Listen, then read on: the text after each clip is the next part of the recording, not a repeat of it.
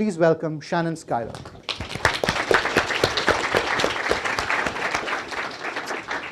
So there's a lot that we do under corporate responsibility, and one of the things that I've had the absolute pleasure to do is to figure out what it means for PwC to be engaged in youth education. And so it's a pleasure to be here. Again, as Mukul said, I'm proud to be with PwC and a partner there.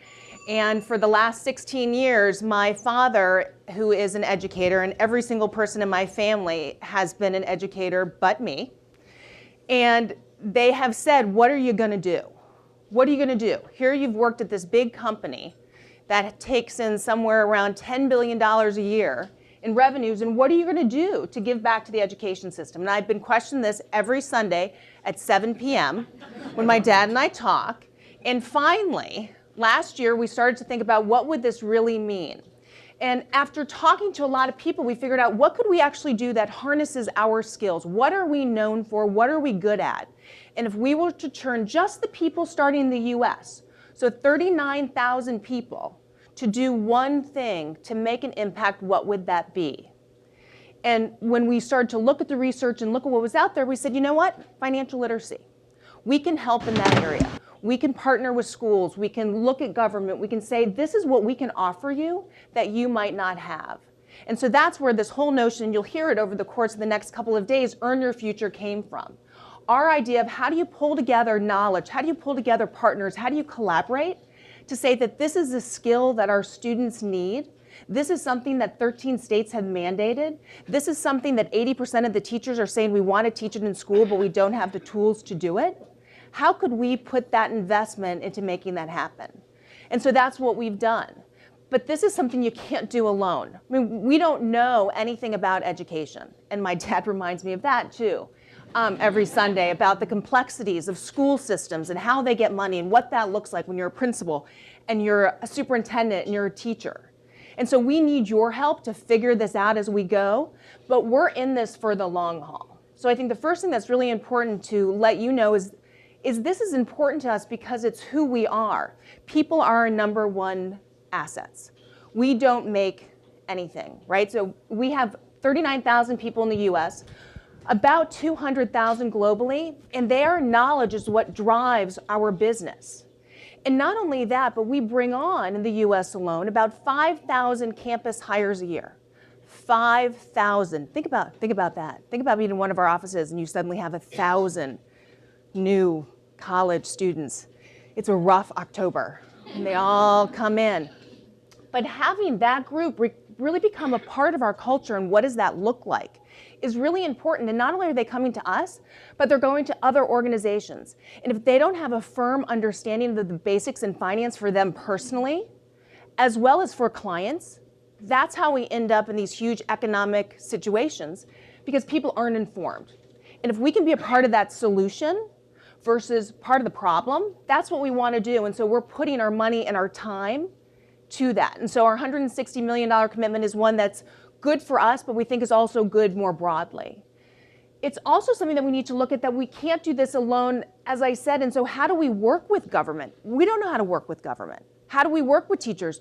We don't know how to work with teachers. And so this is a collaboration to say, let's figure this out. And one of our amazing partners, Knowledge at Wharton, has helped us to do that. And so we're working with nonprofits like Knowledge at Wharton, like Junior Achievement, like Jumpstart, to say we're not trying to crowd the space, we're trying to make this space better.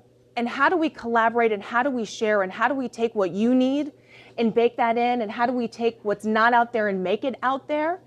Because businesses in your community and businesses nationally are there for you. I don't think schools know how to reach out to business, and I know business doesn't know how to reach out to the school systems. Help us. So part of this is trying to break down those barriers to say you have companies with resources, financial resources, people resources, knowledge resources to help you. And trust me, I know my counterparts at other companies, they want to help, they don't know how. So help us and reach out to those organizations, and when they call, take the call, because they have something that you may need and they're there to give it to you pretty freely, and want to make sure that they're helping government and they're helping you and they're helping the nonprofit sector. And finally, why we do this, we're doing this to give you a voice. You know, we said that there's 27 states that are represented around this room. 27 states. This is about giving you a megaphone to say what's working and what's not. You know, one of the most powerful things is I spent earlier this week in Mexico City with several members of my team because Earn Your Future has become something now that we're rolling out in different parts of the world. And so you have in the EU and you have in Latin America where they're really focusing now on financial literacy. And just like in the US, nobody knows the tools to use. Well, some of the curriculum that you'll be looking at today has already been translated into Spanish, Portuguese, and French. So we do have offices that have now picked that up. We're working with our Russian office, we're working with Japan, and you know where that's all come from? It's come from here. It's come from your feedback. And so not only are you here to give voice across the country to your peers and to your counterparts and your teachers, but it's also to give voice to those teachers who are outside of this country, who don't have these opportunities and don't have this infrastructure. And so one of the things that we're going to ask you to do over the course of the next couple of days is to talk about what you're getting out of this. Talk about what's not right. I happen to be a firm believer that we learn more from what doesn't go well than from what goes well. And so that's why we need your input so we can actually figure out what's a better way to do it if it's not this. But your input will help teachers across the country. We have found over the last couple of times, it doesn't matter necessarily who's talking in front of the room. That's great backdrop. But when the questions start, it's usually not questions to the person in the front of the room. It's questions back and forth in the audience.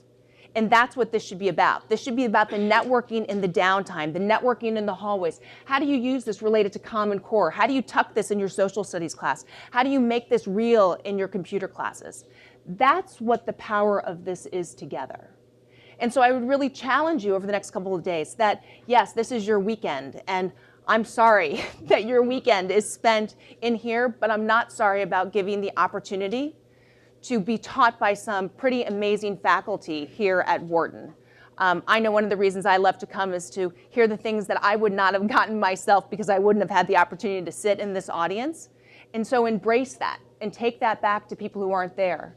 And also know that we have members of our US leadership team here who are giving their time instead of being in New York or being other places running our business. They're here.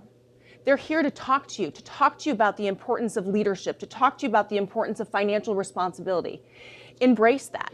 Talk to them. Ask questions. It's not a lot of opportunities that people get, so take this one.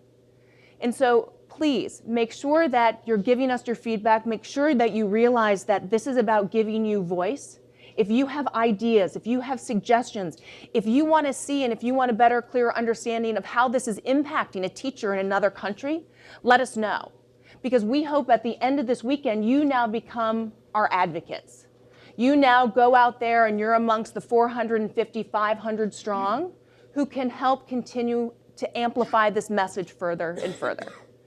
Everybody that's here, both on Mukul's team as well as my team, is here for you. This is your weekend. Please enjoy it. Please let us know what we can do to help. And I hope that you understand we are humbled that you are here. The things that you do every day are things that are the most valuable items out there of what we can do for our students. And so we can't thank you enough for the everyday, what you do in the classrooms. And the more that we can give back to you and empower you, the more that our education system and the more that our students will really be empowered to be future leaders. So thank you so much for coming, and we really look forward to a very good weekend. Thank you.